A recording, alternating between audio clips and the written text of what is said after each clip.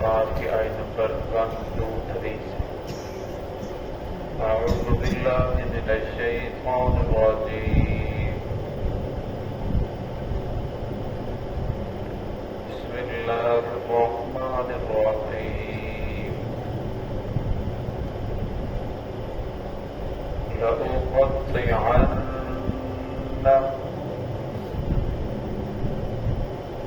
أيديكم وأرجلكم من خلاف ثم لأصلبنكم أجمعين قالوا إنا إلى ربنا منقلبون وما تنقم منا إلا أن آمنا بآيات ربنا لما جاءتنا ربنا أفرغ علينا صبرا وتوفنا مسلمين.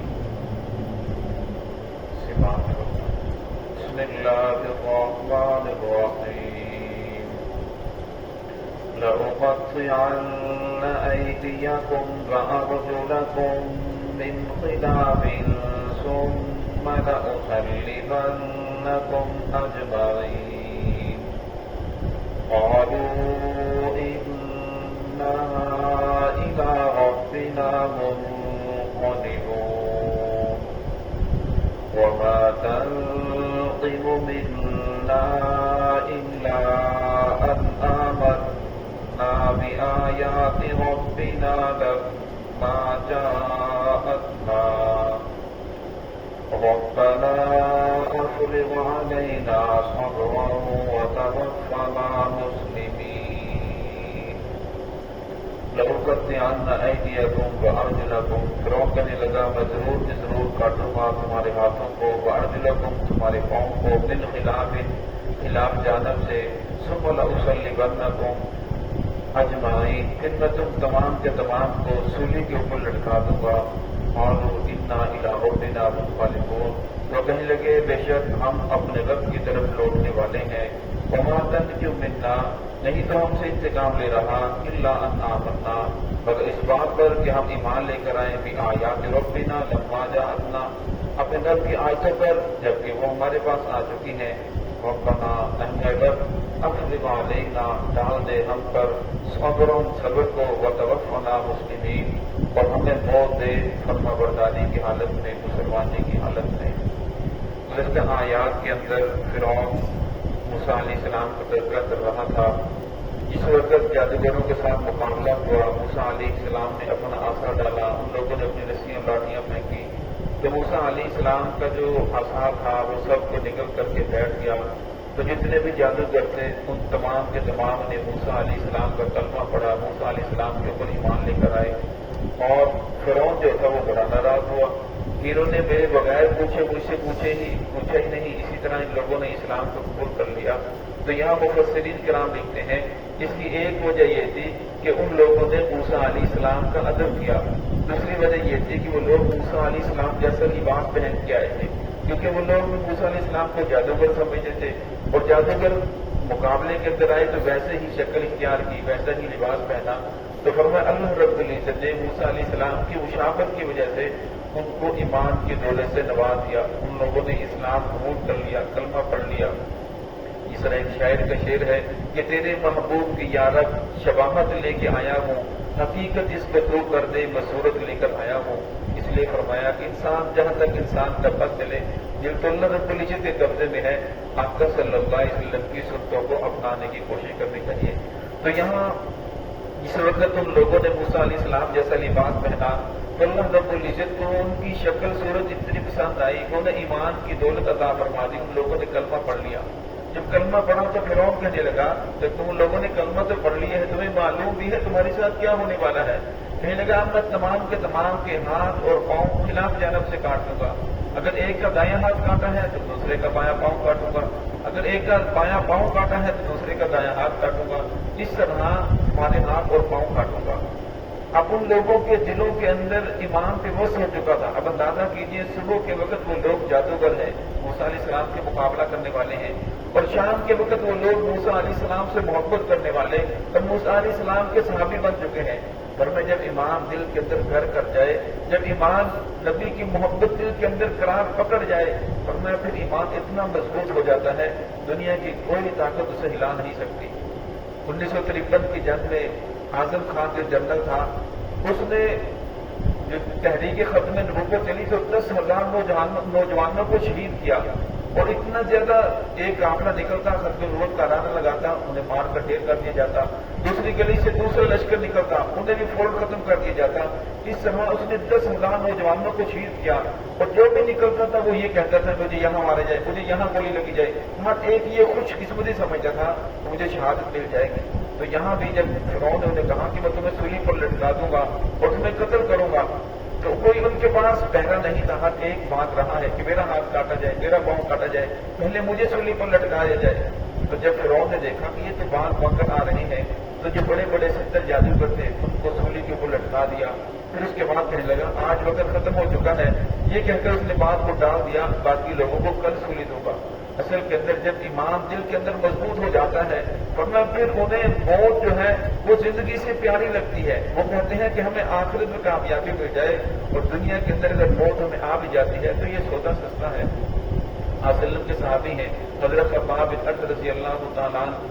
اب کفار جب ان کو تکلیفیں دیتے تو عرب کا ایک درخت ہے جس کا کوئلہ بہت دیر تک جلتا تھا، ان کولوں کو سلگا کر نیچے کولے بچھاتے، پھر انہیں اوپر لٹا کر اور کمر کو ان کی چھاتی کے اوپر پاؤں رکھ کر کھڑے ہو جاتے کہ محمد رسول اللہ صلی اللہ علیہ وسلم کا کلمہ چھوڑ دو یا اسی طرح تمہاری جان چلی جائے گی۔ تو کہنے لگے کلمہ تو چھوڑنے والی چیز نہیں ہے، میں کلمہ نہیں چھوڑ سکتا۔ تو ان کا جو مالک تھا اس طرح ان کے اوپر ظلم کرتا، مکہ کی گلیوں میں گھسیٹا جاتا۔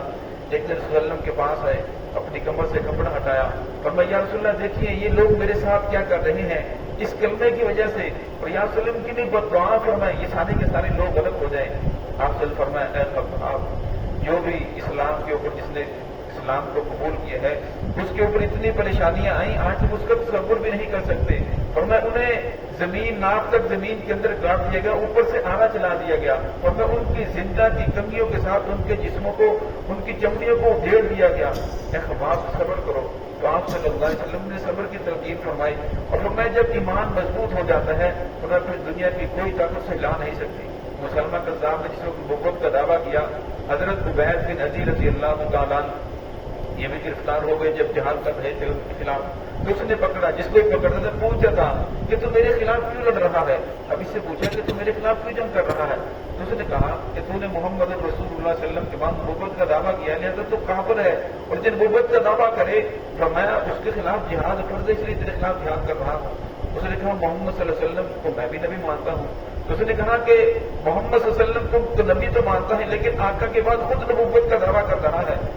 تو اس نے کہا کہ اچھا آپ صلی اللہ علیہ وسلم کو نبی مانتے ہو؟ حضرت عبید بن عزی نے فرمایا کہ بالکل آپ صلی اللہ علیہ وسلم اللہ رب العزت کے آخری نبی ہیں۔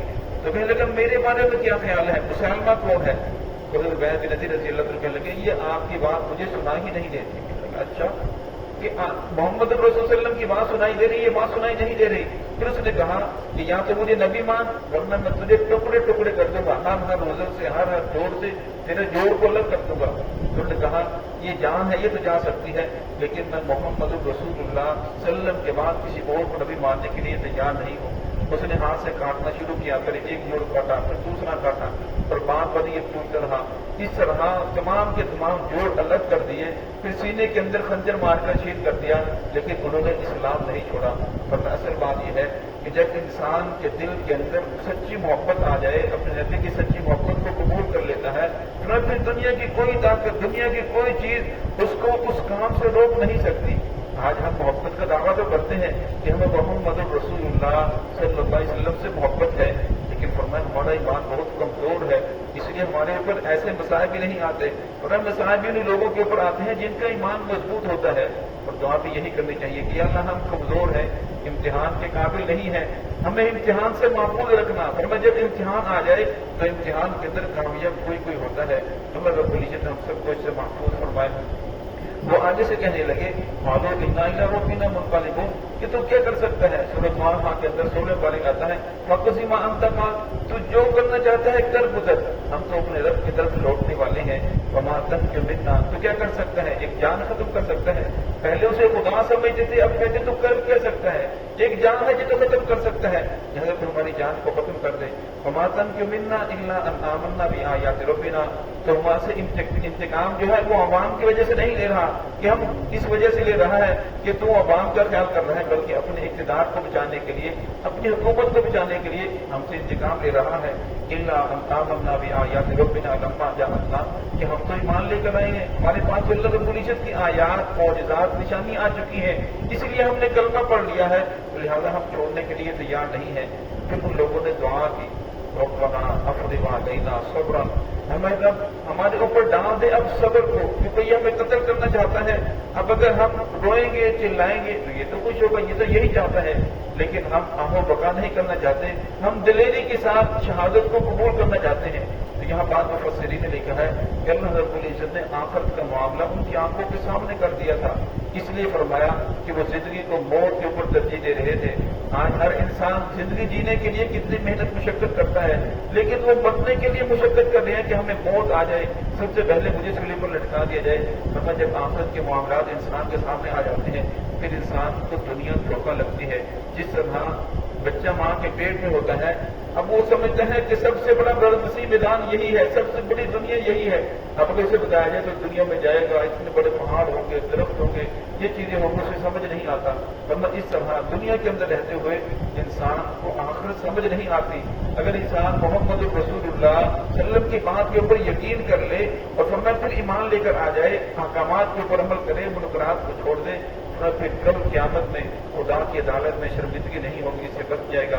پھر انہوں نے دعا کی وَتَوَفَّنَا مُسْلِمِينَ، اے میرے رب ہمیں موت دے فرما برداری کی حالت میں۔ اب ہم نے اسلام تو قبول کر لیا ہے، ساری باتیں ہو گئی، ایسا نہ ہو کہ موت سے پہلے زبان سے کوئی ایسا جملہ نکل جائے کہ ہماری جو موت ہے وہ کفر کی حالت کے اندر آ جائے۔ اس لیے انہوں نے آخری وقت میں دعا فرمائی۔ اس لیے انسان کو یہ بھی دعا کرنی چاہیے کہ اللہ رب العزت ہمارا خاتمہ ایمان پہ فرمائے، اور خاتمہ ایمان پہ ہو گیا تو پھر ہمیشہ ہمیشہ کی راحتیں ہیں، ہمیشہ ہمیشہ کی جنت ہے، ہمیشہ ہمیشہ کا سکون ہوگا۔ تو اللہ رب العزت ہم سب کو صراط مستقیم پہ چلنے